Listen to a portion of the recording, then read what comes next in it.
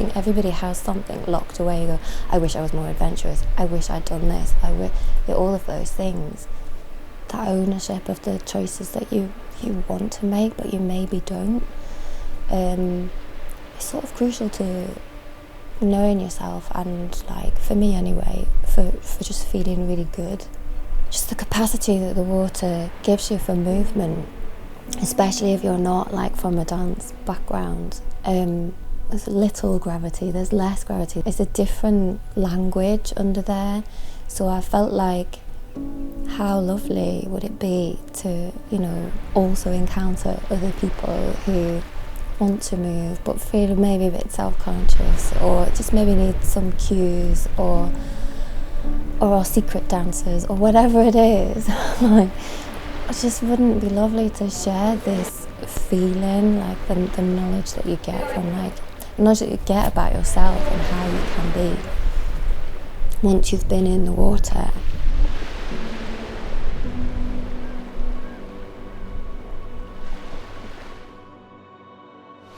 I was quite anxious about coming today, just because I've never done anything like it and I'm not the most sporty person.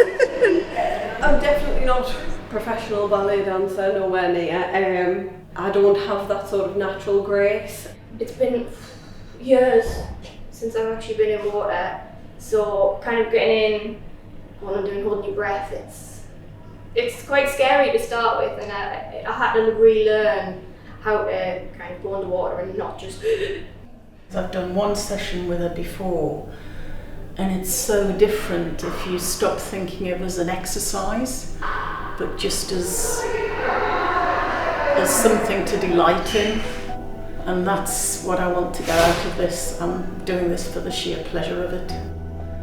To really encourage that connection, and sort of what we'd noticed from our explorations in the earlier project and things was that when you're under the water, it's really important that you're aware of whether someone needs to breathe, and without opening your eyes, without being able to see, if you're under the water with someone, you do notice that, you can feel it, you start to tune in different ways.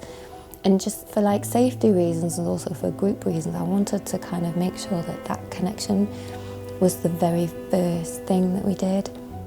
We sort of wrapped people all together, which could feel like a restriction, but also I was hoping that it would enable people, kind of like a shortcut to that thing that you find over time in the water, under the water, when you're with other people, that you can feel somebody else's body move, you can feel the water move when they move, you don't necessarily need to be looking. Everybody was looking out for each other, and everybody was like really aware, so the person who was being moved around by the whole group could just trust it. So there's loads of key things in that, like, really sort of straightforward opening of connecting people. But I think, yeah, trust and connection are some of the strongest things. I was really thankful we started right at the very beginning, where it was just literally getting in the water and moving around, just getting used to feeling it and being in it. Because that was my worst fear, was thinking I was just going to go in, and it was right, straight, head under the water, hold your breath for as long as possible. But obviously Sarah's not like that, she's not going to do that. But yeah, so starting from the very beginning was really lovely. And then building up, learning the movement, working with fabrics. It was just really, really nice to explore. That freeness was really lovely.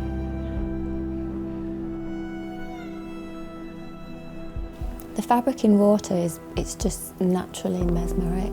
It gets people off the thought of like, what am I doing with my body? You're looking at the fabric, which is moving beautifully, just by accident. Because you're moving fabric, so does your arm, and then by extension, so does the rest of your body. And then because you're in water, you might start different rotations or movements that you would never be able to do or find on land. The weights are really handy technically for like sort of to counter buoyancy, to get us underwater if maybe some people, you know, don't trust that kind of process, don't like that, but like, you know, if you feel a weight, you will naturally, you know, kind of bob down a little bit.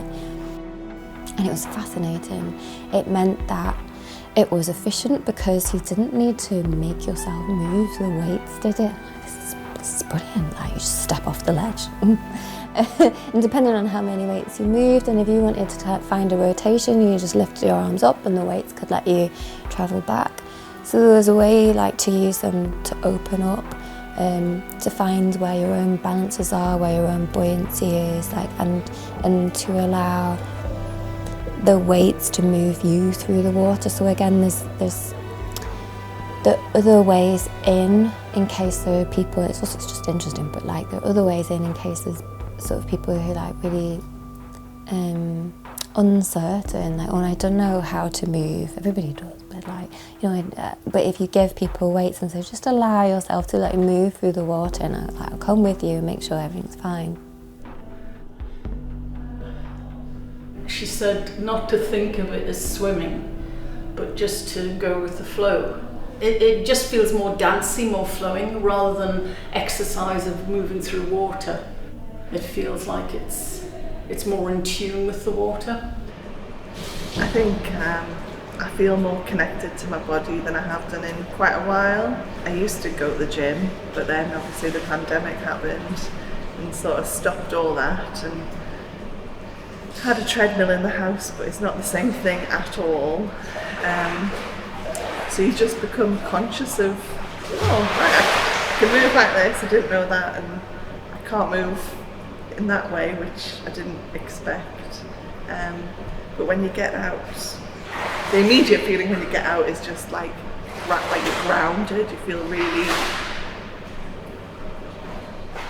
satisfied. It's just the only word I can say. You feel satisfied. You feel like, oh yeah, I've done something. I've done something different and exciting.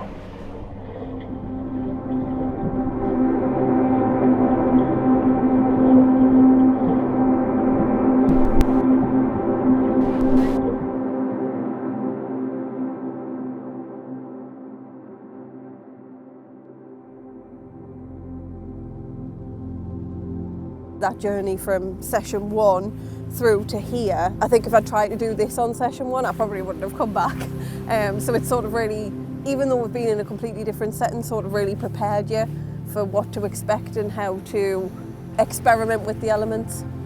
Myself and the rest of the group members decided to take it outdoors. So Sarah started off by asking us to kind of notice the things that maybe we take for granted. It's like I live really close to this beach, and I guess when I've come here in the past it's just been on a walk and it's been passing through.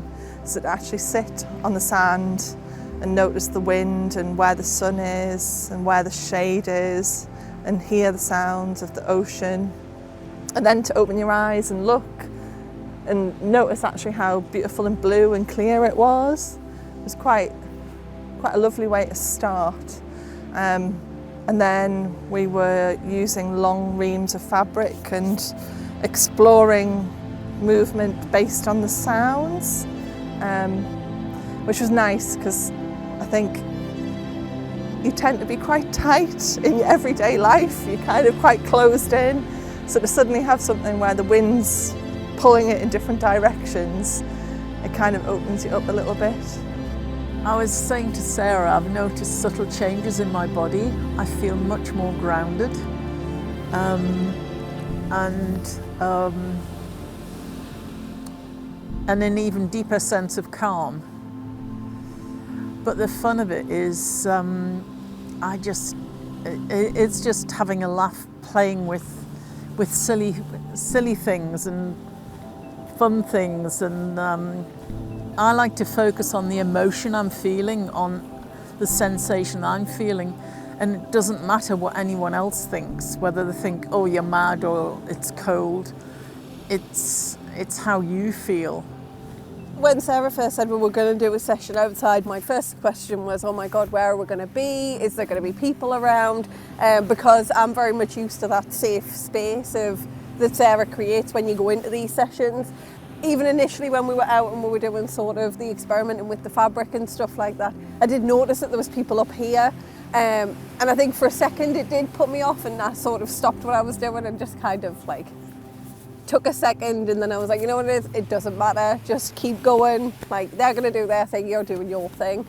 So it is a big difference, because obviously when you're at the diving centre, it's just you and the people that are also doing what you're doing. So there's no questions really, and there's no sort of fear of people judging you or doubting what you're doing.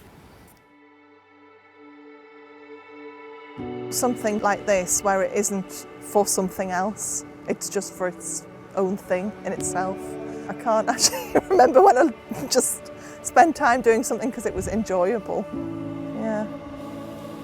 And it's focusing on what feels good for you. Because when it feels good for you, you want to do more of it. It's nice to sort of develop that connection over these 4 weeks, where I can go into the sea and trust that, you know, if Liz holds out her hand, she's going to hold me and catch me and I'm not going to fall, which isn't something I think you develop quite quickly with people. You know, maybe just that the way that we stop ourselves from doing things, sometimes maybe that has just kind of eroded a little bit, maybe. If something intrigues you, go for it. Because until you're actually doing it, you don't know. You don't know if it's right for you. And I think Sarah makes you feel at ease very quickly. The other people on the group, in the group are lovely. And I think that would happen. I think that would happen again, because she works hard to create that environment.